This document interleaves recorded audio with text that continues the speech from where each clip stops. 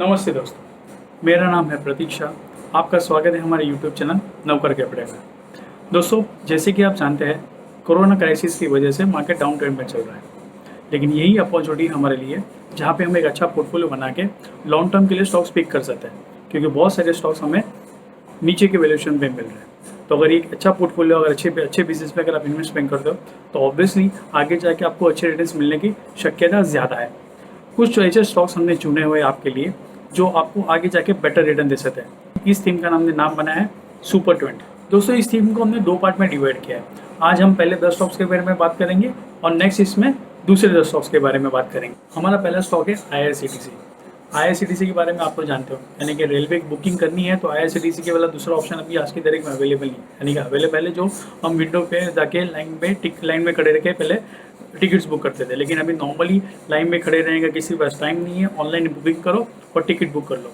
तो online booking का सबसे बड़ा बिजनेस IRCTC के पास है, और रेलवे की टिकट बुकिंग दिन में कितनी होती है और उसका क्या रेवेन्यू मिलता है आप सब जानते हो।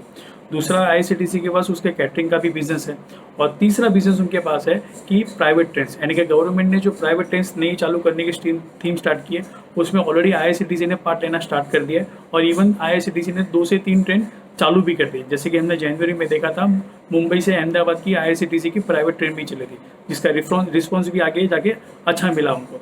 तो ये एक प्रकार का मोनोपोली बिजनेस है, यानी कि एक ऐसा बिजनेस जो आगे जाके चलना ही चलना है, यानी कि इसका कोई सब्सिट्यूट नहीं है। जो ट्रैवल ट्रेन में कर रहे हैं वो एरोप्लेन में भी करेंगे या बस में भी करेंगे, लेकिन एक मोनोपोली बिजनेस है कि एक bunch of people her bar railway में ट्रैवल करना ही करना है। यानी कि ये ऐसा बिजनेस है जिसको आप लेकर रख दो, यानी ऐसा नहीं कि 1-2 साल में आपको बेचना है या 2 महीने में बेचना है। आप जितना लंबा रखोगे उतना लंबा आपको प्रॉफिट बनना ही बनना है। तो ये सबसे पहला हमारा स्टॉक है IRCTC, जिसका करंट मार्केट प्राइस चल रहा है 1300 रुपया, जिसको आप पार्टली बेसिस पे बाय कर सकते हैं। हमारा दूसरा स्टॉक है बजाज फाइनेंस, जिसका करंट मार्केट प्राइस 2100 के आसपास चल रहा है, जिसके ऑल टाइम है हमने 5000 की भी देखे थे। ड्यू टू कोरोना क्राइसिस की वजह से प्राइस में शार्प फॉल आया, जस्ट बिकॉज EMI के मोरेटोरियम का जो RBI ने बेनिफिट दिया, तो वहाँ पे एक डाउट आया कि आगे जाके कितने लोग EMI पे करेंगे या नहीं करेंगे।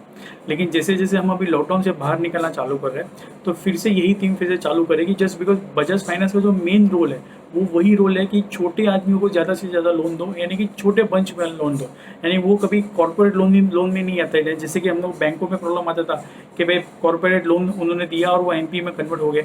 ये चीज़ें बजाज फाइनेंस के बारे में नहीं होती। एक तो स्ट्रॉन्ग पेरेंटेज है, यानी कि स्ट्रॉन्ग ग्रुप है, बैकएंड अच्छा है उनका, और साथ में जो उनकी थीम है, जिस कैटेगरी को वो लोन देते हैं वहाँ पे NPA आने के चांसेस बहुत कम रहते हैं, क्योंकि एक 10 लाख भी अगर वो किसी को बांट रहे हैं तो वो 10 लाख डिवाइड बाय 10,000 लोग हो जाते हैं या फिर 1000 लोग हो जाते हैं। इतनी कम छोटी अमाउंट को वो लोग लोन देते हैं। यानी कि छोटे हर दुकान के शॉप के बाहर आप देखोगे, कोई भी शॉप के बाहर बोर्ड लगा रहता है कि भाई बजाज फाइनेंस का लोन अवेलेबल है।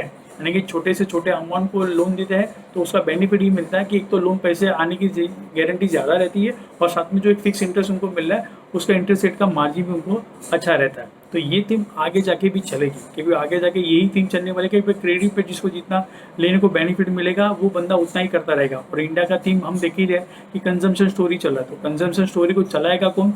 तो मनी, और मनी कौन देगा? तो बजाज फाइनेंस जैसी कंपनी है जो आपको लैंड करने को तैयार है। छोटी सी छोटी चीज़ लेनी है, यानी कि 5000 का मोबाइल से लेने के सामने आप 50,000 का टीवी लो या गाड़ी लो या कुछ भी लो, आपको बजाज फाइनेंस का लोन अवेलेबल है। तो बजाज फाइनेंस एक थीम हमें ऐसा लगता है अगर इसके अंदर आप इन्वेस्टमेंट करते हो आने वाले 10 साल के लिए भी, तो आपको प्रॉफिट बनना मुमकिन है। और ये ऐसी थीम है जो आगे जाके और चलेगी, ना कि इसको कोई स्टॉपेज है। हमारा अगला स्टॉक है SBI card, SBI credit card.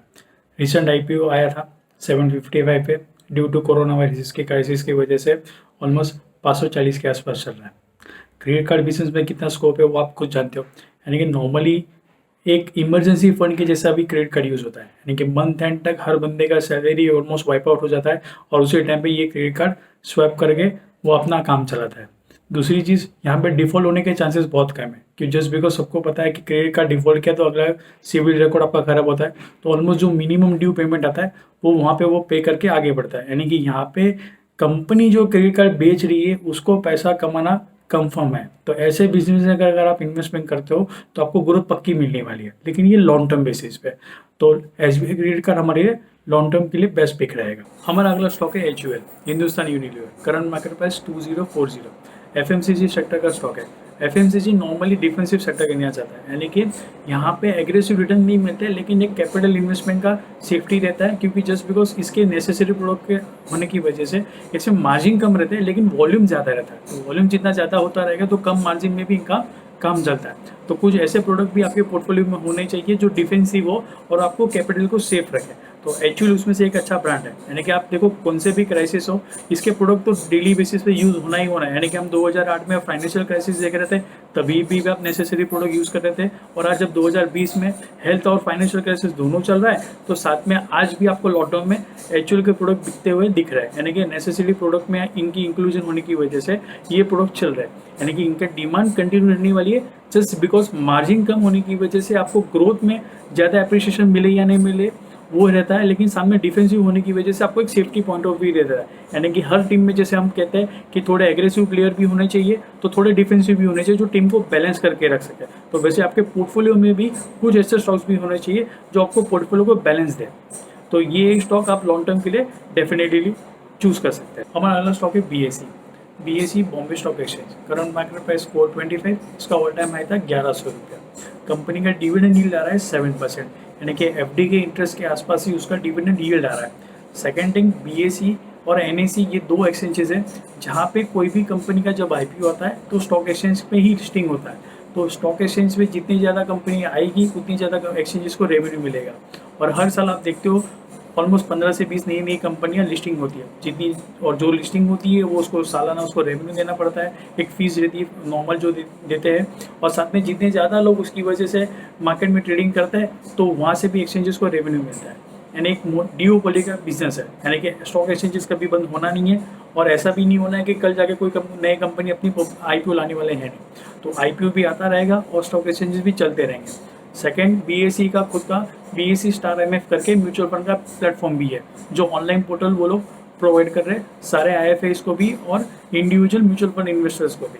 यानी कि आगे जाके आपको म्यूचुअल फंड के भी पोर्टल देखने मिलेंगे, यानी कि वहाँ से भी BSE को रेवेन्यू आता रहेगा। दूसरी पार्ट, BSE का CDSL में भी स्टेक है। CDSL और NSDL हमारे पास दो डिपोजिटरी है, यानी कि जो भी स्टॉक आप परचेस करते हो वो डिपॉजिट डीमेट में जमा होता है। तो आप उनके जो मेन दो सेंटर है वो CDSL है और NSDL है, जो आप हर ब्रोकर के पास देखते रहते हो। कोई जिसका किसी का CDSL के साथ टाइप है, किसी का NSDL के साथ टाइप है, और CDSL को रेवेन्यू क्या आता है हर साल उसका अकाउंट मेंटेनेंस चार्जेस, तो वहाँ से भी BSE को रेवेन्यू मिलता है। तो एक ऐसा बिजनेस में आप इन्वेस्टमेंट कर रहे हो जो आने वाले 30 साल तक क्या उसके आगे भी चलता रहेगा। तो BSE हमारे हिसाब से लॉन्ग टर्म के लिए बेस्ट पिक है। हमारा अगला स्टॉक है भारती एयरटेल। टेलीकॉम इंडस्ट्री आप देख रहे हो कोरोना क्राइसिस में भी टॉप पे चल रहा है, यानी कि घर पे बैठ के बंदा क्या रहा है, नेटफ्लिक्स पे बैठा है या फिर वर्क फ्रॉम होम कर रहा है। तो दोनों बेसिस पे काम कब चल रहा है, जब डेटा है उसके पास, यानी कि इंटरनेट है तो आप काम कर सकते हो। हमने कल परसों देखा कि अमेजोन प्राइम पे ऑलमोस्ट इंडिया बॉलीवुड की 7 से 8 पिक्चरें डायरेक्ट रिलीज हो रही है, यानी कि ऑनलाइन प्लेटफॉर्म पे डायरेक्ट रिलीज हो रही है, just because multiplexes and theatre सारे बंद है। तो ये सब चलेगा किस बेसिस पे, इंटरनेट के बेसिस पे, यानी कि डाटा के बेसिस पे। तो टेलीकॉम इंडस्ट्री को आगे जाके बहुत ग्रोथ है, यानी कि डेटा ऐसा आगे जाके हो रहा है, यानी कि ऑयल की जैसे ऑयल यानी कि ब्लैक गोल्ड जो था वैसा ही अभी ये डेटा बनने जा रहा है, कि जिसके पास ये बिजनेस है उसको आगे जाके बहुत बड़ा स्कोप है। दूसरा हमने देखा, यानी कि यहाँ पे भी सेम वही थीम है, यानी कि पहला हमने देखा कि इसका सब्सिट्यूट क्या है नहीं, मोबाइल क्या अब इंटरनेट का दूसरा सब्सिट्यूट है नहीं, यानी कि ये स्कोप ज़्यादा है इस प्रोडक्ट को। दूसरी चीज़, इसके अंदर कंपटीशन कितना है, हम देख रहे हैं गिने चुने तीन कंपनी से इस सेक्टर में, जैसे कि जियो आ गया, वोडाफोन आ गया, वोडाफोन आइडिया और भारती एयरटेल। तो ऑब्वियसली 130 करोड़ की आबादी में तीन ही कंपनी है, और तीन ही कंपनी ये पूरे मार्केट को कैप्चर कर रही है। और दूसरा चीज़ हम देख रहे हैं कि हर बंदे के पास आज की तारीख में 2 नंबर है, यानी कि एक नंबर उसके पास या तो भारती का है तो दूसरा जियो का, या फिर दूसरा आइडिया वोडाफोन का है। यानी कि एक बंदा कम से कम 2 नंबर तो लेके बैठा है, यानी कि 130 करोड़ की आबादी में 200 करोड़ के तो नंबर्स है। तो ये आगे जाके और स्कोप बढ़ेगा। जैसे हम पहले देते कि 4 बंदों के पास घर में एक गाड़ी थी, अभी 4 बंदों के पास 4 गाड़ियां होगी। सेम वही चीज़ हम घर पे हर बंदे के पास देख रहे हैं कि भाई पहले एक बंदे के पास मोबाइल रहता था 4 बंदे में से, अभी हर बंदे के पास मोबाइल है, यानी कि हर सीनियर सिटीजन के पास भी हम मोबाइल लेके जाते हैं कि सेफ्टी रीजन कीजिए, वैसे छोटे बच्चे भी आपके मोबाइल लेके घूमते हैं। यानी कि मोबाइल और डेटा की डिमांड जितनी ज़्यादा रहेगी उतना ज़्यादा उनको बेनिफिट मिलेगा। जून में आप देखोगे प्राइस फिर से बढ़ने वाला है, तो प्राइसिंग पावर भी इनके पास है क्योंकि डिमांड ज़्यादा है और कंपटीशन कम है क्योंकि मार्केट में प्लेयर्स ही कम है। तो भारतीय एयरटेल टॉप पिक रहेगा, करंट मार्केट प्राइस 560। हमारा अगला स्टॉक है गोदरेज प्रॉपर्टीज। गोदरेज ग्रुप की company, real estate sector. Real estate को हर बार गवर्नमेंट से भी बेनिफिट मिलते रहता है। हमने 2 दिन पहले देखा एफएम ने भी अनाउंसमेंट किया रियल एस्टेट के लिए, यानी कि जैसे कि कोरोना क्राइसिस की वजह से बहुत सारे कंप्लीशन जो बिल्डर्स के रेरा के में रजिस्टर्ड थे उनको 6 महीने का एक्सटेंशन मिला। साथ में प्रधानमंत्री आवास योजना जो खत्म हो गई थी मार्च 2020 को, उसको भी 1 साल का एक्सटेंड मिला। यानी कि जो भी इसके आगे फ्लैट खरीदी करेंगे टिल मार्च 2021 तक अफोर्डेबल हाउसिंग में, उनको इंटरेस्ट में सब्सिडी मिलेगा। गवर्नमेंट को भी पता है रियल एस्टेट सेक्टर को अगर आप बोझ देते हो तो एक साथ आप कम से कम 15 से 20 दूसरे सेक्टरों को भी, यानी जो उसको को रिलेट करते हैं उनको भी आप बेनिफिट देते हो, क्योंकि आप रियल एस्टेट में अगर डिमांड बढ़ती है तो ऑटोमेटिक इन सारे सेक्टर्स में भी इनको भी काम मिलता है, यानी कि एक तीर से आप कम से कम 20 निशान करते हो। तो रियल एस्टेट सेक्टर पर गवर्नमेंट का भी फोकस रहता है। अभी इसमें गोदरेज प्रॉपर्टीज ही क्यों? क्योंकि गोदरेज प्रॉपर्टीज के अगर आप प्रोजेक्ट देखोगे तो अफोर्डेबल हाउसिंग थीम में वो परफेक्ट आता है। इनकी जो टिकट साइज है वो ऑलमोस्ट 1 ईयर के अंदर में है और 50 के अबव है, यानी कि मिडिल क्लास को वो बराबर टारगेट कर रहे हैं। यानी कि जो बाजार में ट्रेंड है वहाँ पे उनका सबसे पहले फोकस है। जैसे कि आप जानते हो कि लग्जरी प्रोडक्ट में अभी डिमांड कम रहने वाली है, यानी कि हाउसिंग में भी ऐसा नहीं है कि भाई रियल एस्टेट चला तो सब रियल एस्टेट चलेगा। आप बड़े बड़े फ्लैट्स में आप देखोगे डिमांड कम थी और कम है और आगे जाके भी कम होगी, यानी कि आप न्यूक्लियर फैमिली में आप बड़े बड़े फ्लैट्स की डिमांड कम हो जाएगी। जैसे पहले जॉइंट फैमिली रहती थी, अभी न्यूक्लियर फैमिली होने के फ्लैट फैमिली की साइजेस छोटी हो रही है, तो छोटी फैमिली साइज फिर वो देखेंगे कि भाई हम बड़े बड़े फ्लैट्स लेके फिर ईएमआई उसके पे ईएमआई का बर्डन ले, उससे हम छोटे फ्लैट में रहेंगे कोई फर्क नहीं करता है, हमारा ईएमआई भी कम आएगा और हमारी जो ज़रूरियात है वो भी पूरी होगी। तो छोटे साइज के जो घर बनाएगा वो बिल्डर आगे जाएगा। तो गोदरेज प्रॉपर्टीज के अगर आप प्रोजेक्ट देखोगे तो उसी बेसिस पे आ जाता है। तो गोदरेज प्रॉपर्टीज एक लॉन्ग टर्म के लिए बेस्ट पिक है। इसका ऑल टाइम है था 1170 रुपया, करंट मार्केट प्राइस 650 के आसपास चला है, मस्ट एड। दोस्तों हमारा अगला स्टॉक है डिक्सॉन टेक्नोलॉजी। डिक्सॉन टेक्नोलॉजी काम क्या करती है? इलेक्ट्रॉनिक प्रोडक्ट्स के मैन्युफैक्चरिंग बनाती है कॉन्ट्रैक्ट बेसिस पे, यानी कि अलग अलग बड़ी कंपनी जैसे सैमसंग है, वर्लपूल है, ऐसी इलेक्ट्रॉनिक कंपनी को कॉन्ट्रैक्ट बेसिस पे इनको मैन्युफैक्चरिंग करवा के देती है। यानी कि वॉशिंग मशीन है, एसी, फ्रिज, टीवी, मोबाइल, ये सारे प्रोडक्ट वो लोग मैन्युफैक्चरिंग करके इन कंपनियों को सप्लाई करते हैं। दोस्तों जैसे कि हम जानते हैं इंडिया एक इंपोर्ट ओरिएंटेड कंट्री है, यानी कि इंडिया में सबसे ज़्यादा इंपोर्ट होता है और एक्सपोर्ट बहुत कम होता है। तो इंडिया में हर बार फॉरेन रिजर्व का इशू आता है। तो सबसे ज़्यादा ऑलरेडी हमारे पास 2 प्रोडक्ट ऐसे जो ऑलरेडी बहुत सबसे ज़्यादा इंपोर्ट होते हैं, जैसे क्रूड ऑयल हो गया, फिर आपका गोल्ड हो गया। लेकिन अभी ये एक थीम है जो बहुत इंपोर्ट हो रहा है, जैसे कि इलेक्ट्रॉनिक आइटम्स। तो गवर्नमेंट का फोकस है कि जितना ज़्यादा हो सके इलेक्ट्रॉनिक के प्रोडक्ट्स हमारे इंडिया में मैन्युफैक्चरिंग हो, तो मेक इन इंडिया थीम भी चलेगा और हमारा इंपोर्ट बिल भी कम आएगा। तो ऐसे इस थीम पे अगर गवर्नमेंट का फोकस है तो डिक्सॉन टेक्नोलॉजी जैसी कंपनियों को ज़्यादा से ज़्यादा बेनिफिट मिले। हमारा अगला स्टॉक है TCS, IT कंपनी, एक और डिफेंसिव सेक्टर के इसमें से एक बेस्ट स्टॉक। जी हाँ, डिफेंसिव इसलिए जस्ट बिकॉज जब भी मार्केट में वॉलेटिलिटी रहती है तब ये 3-4 सेक्टर है जो हम हर बार डिफेंसिव का काम करते हैं, जैसे कि IT हो गया, फार्मा हो गया और FMCG हो गया। तो IT सेक्टर में भी टॉप की कंपनी है TCS, जिसमें आप इन्वेस्टमेंट कर सकते हो। स्ट्रॉन्ग पेरेंटेज है, टाटा ग्रुप की कंपनी है और IT में टॉप की कंपनी है। और आगे जाके जैसे हम देखोगे कि तो IT का डिमांड और बढ़ेगी, जैसे हम देख रहे हैं कि अभी सोशल डिस्टेंसिंग जितना मेंटेन करना है तो ऑटोमेटिक सारे कंपनीज को डिजिटल प्लेटफॉर्म पे ज़्यादा से ज़्यादा जाना पड़ेगा अपने बिजनेस को आगे बढ़ाने के लिए। तो IT की डिमांड बनी रहेगी। और साथ में IT वाले को दूसरा बेनिफिट ये है कि ये लॉकडाउन में भी उनका काम चला just because they can work from home, यानी कि वर्क फ्रॉम होम से भी इनका काम हो रहा है। तो ये एक सेक्टर है जिसमें आपको बेनिफिट आगे जाके पक्का मिलेगा। और इवन TCS ने तो यहाँ तक भी कह दिया था कि वो लोग देख रहे हैं कि 2025 तक 75% ऑफ स्टाफ वो लोग घर से ही काम करेंगे, यानी कि कॉस्ट कटिंग का इनको एक बेनिफिट आगे जाके मिलेगा।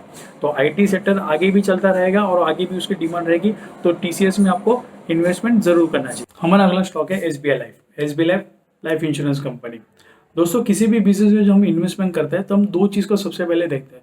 एक तो उस कंपनी के प्रोडक्ट में स्कोप कितना है, यानी कि वो बिजनेस जो कंपनी प्रोडक्ट बेच रही है उस प्रोडक्ट में स्कोप कितना है, और सेकेंड थिंग उसके अंदर कंपटीशन कितना है। तो कंपटीशन के बारे में आप जानते हो, लाइफ इंश्योरेंस ज़्यादातर प्रीफर कौन करता है कि हम एक हमारे फैमिली को सिक्योर करना चाहता है। तो स्पेसिफिकली हम सबसे पहले क्या प्रीफर करेंगे, एक ब्रांड अच्छा हो जिस पे हम भरोसा कर सके, तो हम वहाँ पे इन्वेस्टमेंट करने को हमको टेंशन नहीं आता है। तो वही बंदा इस प्रोडक्ट को बाय करेगा जब उसको उस कंपनी पे भरोसा रहेगा। तो SBI लाइफ आपको पता है SBI ग्रुप की कंपनी यानी कि ऑलमोस्ट गवर्नमेंट बेस्ड कंपनी आ जाती है, तो वहाँ पे भरोसा अच्छा तो रहने ही वाला है, तो कोई प्रॉब्लम है नहीं। और दूसरी चीज़, जो प्रोडक्ट वो बेच रही है लाइफ इंश्योरेंस प्रोडक्ट, यानी इन्वेस्टमेंट प्रोडक्ट तो वो बेचती है, लेकिन साथ में बेसिक नाम क्या है, लाइफ इंश्योरेंस, यानी कि टर्म प्लान जैसे प्रोडक्ट, यानी कि आपकी लाइफ को आप सिक्योर करने के लिए आप ये प्रोडक्ट ज़्यादा प्रीफर करते हो। तो ऑब्वियसली इस प्रोडक्ट का अभी तक कोई सब्सिट्यूट तो है नहीं, यानी ऐसी कोई कंपनी में दूसरे कोई प्रोडक्ट नहीं है जो आपके लाइफ को सिक्योर करे सिवाय लाइफ इंश्योरेंस कंपनी के। तो ये प्रोडक्ट लाइफ इंश्योरेंस प्रोडक्ट भी चलेगा और कंपनी भी चलेगी, यानी कि इस कंपनी को स्कोप भी है, इसको कंपटीशन कम है और सामने प्रोडक्ट को आगे सबसे ज़्यादा स्कोप भी है। तो ये दो बॉक्स अगर टिक हो रहा है तो ऐसी कंपनी में आपको सबसे पहले इन्वेस्टमेंट करना चाहिए। तो हमारी तरफ से ये बेस्ट पिक रहेगा SBI लाइफ। सो दोस्तों, ये थे हमारे सुपर 20 में से टॉप 10 स्टॉक्स। अगले 10 स्टॉक्स हम जल्दी लेके आएंगे। आज के हमारे ये टॉप 10 स्टॉक्स आपको कैसे लगे, प्लीज़ आपके व्यूज़ हमें शेयर कीजिए। अब हमारे चैनल को सब्सक्राइब कीजिए। अब हमें टेलीग्राम पे भी ज्वाइन कर सकते हैं, चैनल की लिंक हमने ऑलरेडी नीचे शेयर कर दी है। आज के लिए इतना ही। Stay safe, stay invested. धन्यवाद।